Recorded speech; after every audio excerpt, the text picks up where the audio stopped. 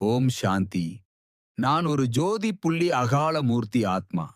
2 புருவங்களுக்கு மத்தியில் தெய்வீக ஸ்தானத்தில் பிரகாசமாக ஒளியூட்டும் நான் சிவ்பாபாவின் அவதாரக் குழந்தை.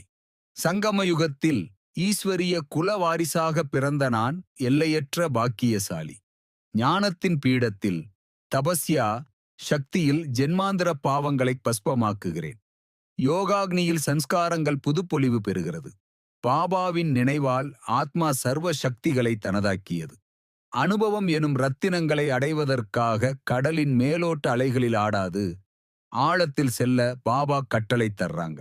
ஞானத்தின் கடல், குணங்களின் கடல், சக்திகளின் கடலில் ஆழ்ந்து செல்கிறேன்.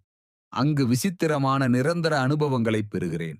பாபா எனக்கு கடலின் ஆழத்தில் அனுப்பி ஆழ்நிலை ஆத்ம அனுபவத்தை தர்றாங்க. நான் சம்பூரணமாக அனுபவிக்கிறேன்.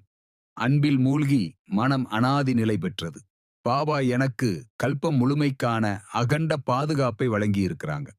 அந்த ஆசீர்வாதத்தின் மூலம் ஆன்மாவை ஞானம், சக்தி, அன்பு நிரப்புகிறேன். பாபா துணையோடு பயிற்சியில் உறுதியுடன் அமர்கிறேன். ரத்தினங்களை சேகரிக்கிறேன். சக்தி மூலம் நான் தேவதா நிலை ஸ்திரமடைகிறேன். ஜோதி புள்ளியாக ஆத்மாவாக பரமதாமில் சிவ்பாபாவுடன் உரையாடலில் ஆத்மா சக்தி பெறுகிறது. மனதில் சிவ்பாபாவின் நினைவு ஸ்திரம் பெற்றது. நினைவு என் சிந்தனையை எல்லையற்ற தூய்மையாக்குகிறது. சிவ்பாபா எனது அனைத்து குணங்களையும் வலுப்படுத்துகிறார்கள். அமைதி எனது சுயதர்மம். கல்யாண காலம் எனக்கு அரிய வாய்ப்பு. சங்கம யுகம் எனக்கு சூரிய ஒளி.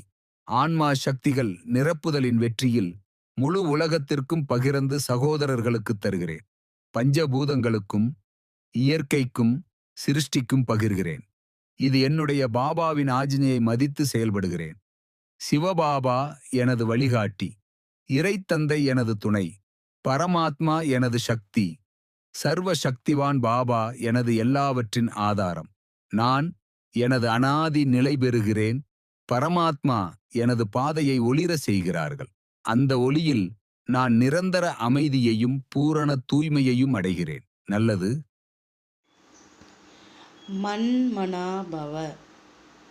தன்னை ஆத்மா என உணர்ந்து ஆத்மாவின் தந்தையான பரமாத்மாவை அன்போடு நினைவு செய்தால் ஆத்மாவில் இருக்கும் 63 ஜென்மங்களின் பாவ கர்மங்கள் அழிந்து போகின்றன.